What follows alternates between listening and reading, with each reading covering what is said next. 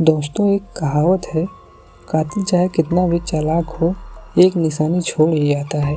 लेकिन आज की कहानी में कातिल निशानी छोड़ता नहीं, बल्कि लाश को सजाता है। सोचिए, एक घने जंगल में लाश मिलती है। उसके बालों में ताजे मोंगरे के फूल सजे हैं और पैरों में खूनी घुंघरू बंधे हुए हैं।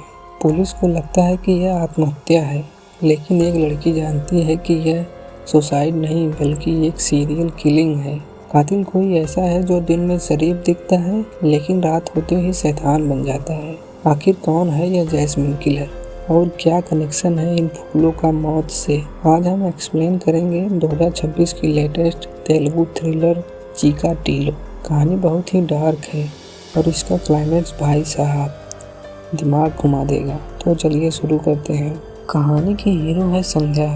वो एक तेज तर्राक क्राइम जर्नलिस्ट है, लेकिन उसे आजकल के न्यूज़ चैनल से नफरत है, क्योंकि वहाँ सच नहीं सिर्फ टीआरपी बेची जाती है।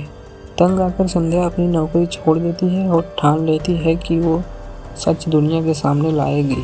वो अपना खुद का एक पॉडकास्ट शुरू करती है, जिसका नाम रखती है चिकाटिलो। उसकी पर्सनल लाइफ भी अच्छी चल रही है। अमर नाम के लड़के से उसकी शादी होने वाली है और अमर के पापा, संध्या के ससुर जी, उसे बहुत सपोर्ट करते हैं। सब कुछ सही चल रहा था, जब तक कि वो काली रात नहीं आई। एक दिन अचानक संध्या की इंटर्न बॉबी गायब हो जाती है। संध्या पागलों की तरह उसे ढूंढती है और फिर बॉबी की लाश उसी के अपार्टमेंट में मिलती है। बॉबी और उसके बॉयफ्रेंड को बेरहमी से मारा गया था, लेकिन यहाँ संध्या की नज़र एक अजीब सी चीज़ पर पड़ती है। बॉबी की लाश के पास मोंगरे के फूल बिखरे पड़े थे और एक घुंघरू पड़ा था। पुलिस इसे दो प्रेमियों का झगड़ा मानकर केस बंद करने वाली थी, लेकिन संध्या को शक होता है। जब वो गहराई में जाती है तो उसे पता चलता है कि पिछले कुछ सालों में उस इलाके में कई लड़कियां गायब हुई हैं और हर लाश के पास यही सिग्नेचर मिलता है, फूल और घुंघरू। संध्या समझ जाती है कि यह काम किसी सीरियल किलर का है। वो अपनी इन्वेस्टिगेशन शुरू करती है और उसे पता चलता है कि मरने वाली सारी लड़कियों में एक चीज़ कॉमन थी।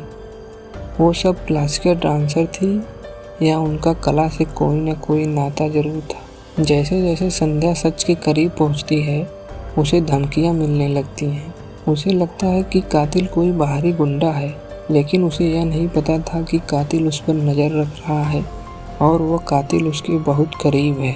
पुलिस का एक अफसर राजीव संध्या की मदद करता है।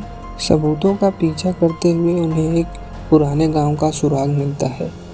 एक ऐसी कहानी जो 30 साल पहले शुरू हुई थी। और अब आता है कहानी का सबसे बड़ा ट्विस्ट। संध्या सारे सुराग जोड़ते हुए कातिल तक पहुंचती है और जब कातिल का चेहरा सामने आता है तो संध्या के पैरों तले जमीन खिसक जाती है।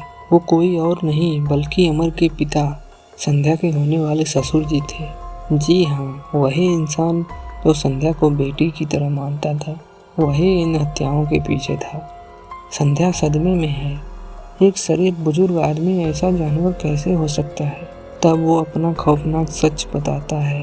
कातिल बताता है कि जब वो छोटा था तो उसकी मौसी ने उसका बचपन बर्बाद कर दिया था। उसकी मौसी एक डांसर थी जो हमेशा बालों में मोंगरे के फूल पहनती थी और पैरों में घुंघरू पहनती थी। उस औरत ने बचपन में उसका शारीरिक शोषण किया था। वो बच्चा बड़ा तो हो गया, लेकिन उसके अंदर की नफरत खत्म नहीं हुई। उसे जब भी कोई लड़की मोंगरे के फूल या घुंघरू के साथ दिखती है, उसे अपनी मौसी याद आ जाती है और वो अपना आपा खो बैठता है। वो उन लड़कियों को मारकर अपना बदला ले रहा था। बॉबी को भी उसने इसीलिए मारा क्योंकि उस दिन बॉबी ने घुंघरू पहने थे। सच सामने आने के बाद पुलिस उसे गिरफ्तार कर लेती है। क्लाइमेक्स बहुत ही इमोशनल है।